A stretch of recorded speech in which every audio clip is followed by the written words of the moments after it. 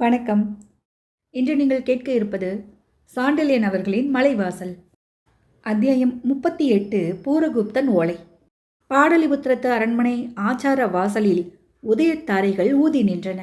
மன்னனை எழுப்ப மங்கையர் முன் அறையில் மீட்டிய வீணைகளின் ஒளியும் சுவர்களை தாக்கி இன்னிசை எதிரொலி கிளப்பி மெல்ல மெல்ல ஓய்ந்து கொண்டிருந்தது. அரசன் அறை கதவை ஓசைப்படாமல் லேசாக திறந்த பணிப்பெண் ஒருத்தி உள்ளே தலையை நீட்டினாள். இரவு முழுவதும் விழித்ததால் செந்தாமரை போல் சிவந்த கண்களுடன் ஸ்கந்தகுப்தன் தலைப்பாகத்தில் அமர்ந்திருந்த தாசி பணிப்பெண்ணை வெளியில் போகும்படி சைகை செய்துவிட்டு அடிமேல் அடி எடுத்து வைத்து அறையின் குறுக்கே நடந்து மன்னன் மஞ்சத்துக்கு சற்று எட்ட இருந்த சாளரங்களை திறந்தாள். காலை சூரியன் தன் கிரணங்களில் சிலவற்றை ஏவி தன் வம்சத்து குழந்தையான குப்த சக்கரவர்த்தியின் நலிந்த உடலை ஆறுதலுடன் தடவி கொடுத்தான்.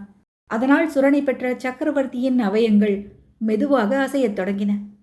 பக்கத்து ஆசனத்தில் பளபளத்து நின்ற தங்க கிண்ணத்தின் மூடியை திறந்து தாசி அதிலிருந்த பன்னீரில் கையை நனைத்து மன்னர் விழிகளில் மென்மையாக தடவினாள். கண்களை திறந்து தாசியை பார்த்தான் ஸ்கந்தகுப்தன். அதுவரை தாசியின் உள்ளத்திலிருந்த கவலை பெருமூச்சாக வெளிவந்து அவளுக்கு சற்று சாந்தியை அளித்தது. கவலை நீங்கினாலும் ஸ்கந்தகுப்தன் தேகம் படும் கஷ்டத்தின் காரணமாக அவள் கண்களில் 2 நீர் திவளைகள் தேங்கித்தான் நின்றன. அவளை பார்த்த ஸ்கந்தகுப்தன் புன்முறுவல் செய்தான். அவள் ஆயாசத்தை விட அவன் புன்முறுவல் தாசிக்கு பெருத்த வேதனையை அளித்தது. ஒவ்வொரு நாளும் உயிருக்கு மன்றாடி கொண்டு குப்தராஜ்யத்தின் நலனுக்கும் மன்றாடும் மன்னனை உற்று பார்த்த தாசி, மகாராஜா, இன்று உடம்பு எப்படி இருக்கிறது என்று விசாரித்தாள். மன்னன் புன்முறுவல் தனக்கு ஆறுதல் அளிக்கவே ஏற்பட்டதென்பதையும் உடல் நலத்தால் இயற்கையாக எழுந்த உவகையால் அந்த பொன் சிரிப்பு ஏற்படவில்லை என்பதையும் தாசி நன்றாக அறிந்திருந்தாள். அவள் கேள்விக்கு ஸ்கந்தகுப்தன் உடனே பதில் சொல்லவில்லை.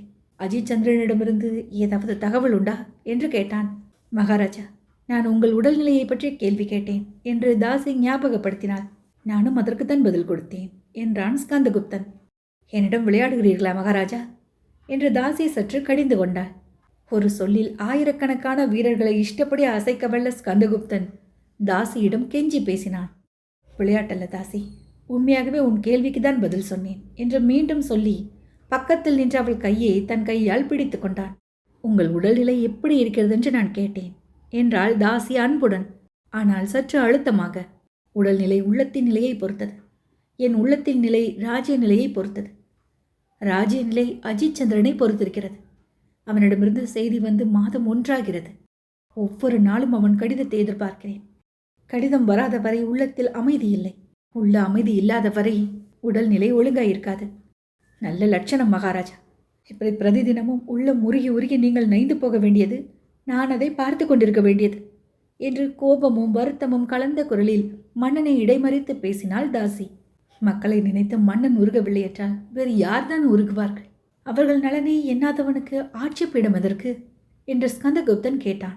இந்த கேள்வியை கேட்டபோது சக்கரவர்த்தியின் பார்வை சாளரத்தை தாண்டி தொலைதூரத்தில் போய்கொண்டிருந்தது. தாசி, இந்த பரந்த உலகில் பிறக்கும் மக்களுக்கு கணக்கு வழக்கில்லை. இத்தனை பேர் பிறக்கும்போது ஏதோ சிலருக்கு மட்டும் அரசாளும் சக்தியை கடவுள் ஏன் கொடுக்கிறார்? ஒரே நகரத்தில் ஒரு பிரஜை தரையில் படுக்கிறான்.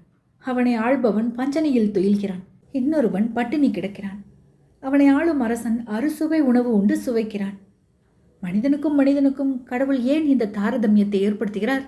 பொறுப்பு அதிகம் உள்ளவனுக்கு அதிக சுகத்தையும் ஆண்டவன் அளிக்கிறான்.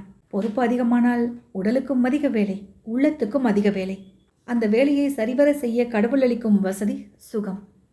மக்கள் உழைப்பின் காரணமாக கிடைக்கும் சுகபோகங்களை மட்டும் ஏற்றுக்கொண்டு கடமையை கைவிடுபவன் எப்படி அரசனாயிருக்க தகுதியுடையவனாவான் என்று ஸ்கந்தகுப்தன் தானாக பேசிக்கொண்டே போனான். தாசி கேட்டாள்.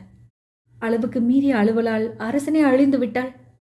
ஒரு அரசன் போனால் இன்னொரு அரசன் வருவான். உலகத்தில் ஆள்பவர்களுக்கு குறைவில்லை. கடமையை அறிந்து ஆள்பவர்கள்தான் குறைவு. பின்னால் வருபவர்களுக்கு கடமையை உணர்த்துவது முன்னால் செல்பவர்களின் கடமை. சமுத்திரகுப்தனும் குமாரகுப்தனும் சென்ற வழியில் நான் செல்கிறேன். என் வழியில் அடுத்த குப்தன் வந்தால் குப்தராஜ்யம் நிலைக்கலாம். இன்றில் அழிந்துவிடும். அப்படி அழிவதானால் அதை நான் நிறுத்த முடியாது.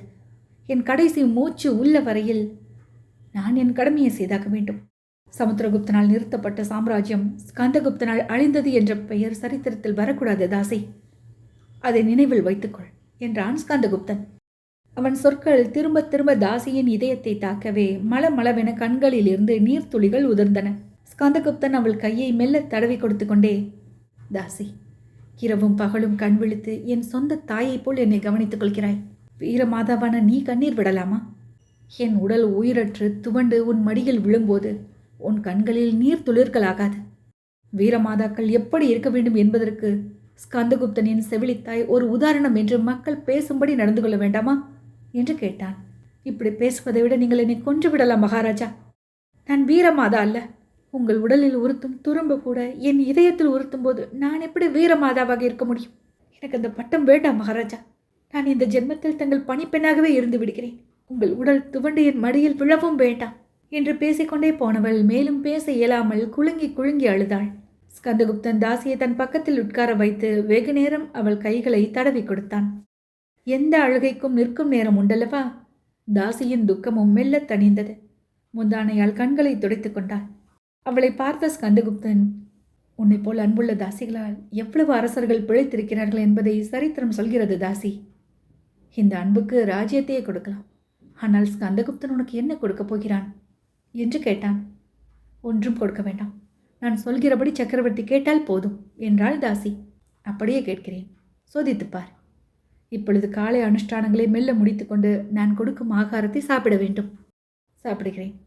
அதற்கு முன்பு அஜய் சந்திரனிடமிருந்து தகவல் வந்ததா என்று தெரிய வேண்டும். பிரதம மந்திரிக்கு கொஞ்சம் சொல்லி அனுப்புகிறாயா? நீங்கள் சாப்பிட்ட பிறகு பிரதம மந்திரியை பார்க்கக்கூடாதா? முதலில் பிரதம மந்திரியை பார்த்துவிட்டால் பிறகு மன நிம்மதியுடன் சாப்பிடுவேன் என்று ஸ்கந்தகுப்தன் கெஞ்சினான். மண்டலாதிபதியை கெஞ்சும்போது சாதாரண தாசி என்ன செய்வாள்? ஆகாரம், நித்திரை சகலத்திற்கும் ராஜ்ய சேவைக்கு அடுத்த இடத்தையே ஸ்கந்தகுப்தன் அளித்திருந்தான் என்பதை அந்த தாசியை விட அறிந்தவர் யார்? ஆகவே மன்னன் கட்டளைப்படி அவனை மெல்ல தூக்கி தலையணைகளை உயரமாக போட்டு அதில் சார்த்தி படுக்க வைத்தாள். பிறகு கங்கா ஜலமும் வாசனை பொடியும் கொண்டு வந்து பல் துலக்க செய்து உயர்ந்த பட்டுகளால் அவன் முக மண்டலத்தையும் உடலையும் துடைத்தாள். இத்தனையும் முடித்ததும், மகாராஜா, நான் போய் பிரதம மந்திரியை அழைத்து வரட்டுமா என்று கேட்டாள். அந்த சமயம் முன்னறிவிப்பின்றி பிரதம மந்திரியை அவசர அவசரமாக உள்ளே நுழைந்தார். ஸ்கந்தகுப்தன் கண்கள் அவரை ஏறிட்டு பார்த்தன. கண்களில் இருந்த கேள்வியை பிரதம மந்திரி புரிந்து கொண்டு, மகாராஜாவுக்கு நான் நல்ல செய்தி கொண்டு வரவில்லை என்று ஆரம்பித்தார். செய்தியை சொல்லுங்கள் என்று ஸ்கந்தகுப்தன் உத்தரவிட்டான். அடிலன் இறந்து விட்டான் என்றார் பிரதம மந்திரி சுருக்கமாக. ஐயோ என்று அலறினாள் தாசி. ஸ்கந்தகுப்தன் முகத்தில் எந்த மாறுதலும் இல்லை. மூலஸ்தானபுரத்தை அடிலன் தாக்கினானா என்று விசாரித்தான். ஆம் மகாராஜா. யார் உத்தரவின் மேல் தாக்கினான்? பூரகுப்தன் உத்தரவின் மேல். உத்தரவு எழுத்துப்பட இருக்கிறதா? இருக்கிறது மகாராஜா. இதோ அந்த ஓலையையே நமது ஒற்றர்கள் கொண்டு வந்திருக்கிறார்கள் என்று பிரதம மந்திரி ஓலையை நீட்டினார். அரசன் அதை படிக்கும்போது பிரதம மந்திரி இன்னொரு தகவலையும் சொன்னார். மூலஸ்தானபுர சைன்யத்தை தோரமானாவே நேரில் நடத்தி அடிலனை முறியடித்து கைது செய்து பிறகு தூக்கிலிட்டானாம் என்று விவரித்தார். அடிலன் மரணத்தை பற்றி ஸ்கந்தகுப்தன் அதிக அக்கறை காட்டவில்லை. பூரகுப்தன் ஓலையை திரும்ப திரும்ப படித்தான். மெல்ல மெல்ல மன்னன் முகத்தில் சந்தேகக்குறி படர்வதைக் கண்ட பிரதம மந்திரியும் தாசியும் வியப்படைந்து நின்றார்கள். இந்த ஓலை குப்த ராஜ்யத்தை அடுத்த 10 வருடங்களுக்கு காப்பாற்றும். ஹீனர்களின் அட்டூழியங்களிலிருந்து மக்களுக்கு அதுவரை விடுதலை உண்டு என்று ஸ்கந்தகுப்தன் மகிழ்ச்சியுடன் கூறிய போது அவ்விருவர் வியப்பும் உச்ச நிலையை அடைந்தது. அவர்கள் வியப்பை கண்ட ஸ்கந்தகுப்தன், உங்களுக்கு இப்பொழுது புரியாது. நான் சொல்வது எவ்வளவு உண்மை என்பதை சரித்திரம் எடுத்து காட்டும் என்று கூறி ஓலையை பத்திரமாக தலையணைக்கு அடியில் வைத்துவிட்டு, தாசி, சரி, நீ போய் ஆகாரம் கொண்டு வா என்றான். அவள் சென்றதும் பிரதம மந்திரியிடம் சில முக்கிய உத்தரவுகளை பிறப்பித்தான் மன்னன். அவற்றை கேட்ட பிரதம மந்திரி, மலைவாசலுக்கா? அங்கு போய் சேர்வது கஷ்டமாயிற்றே என்று பயத்துடன் கூறினார். என்ன கஷ்டமானாலும் போய் சேர்ந்துதான் ஆக வேண்டும் என்றான் ஸ்கந்தகுப்தன் ஆவேசத்துடன்.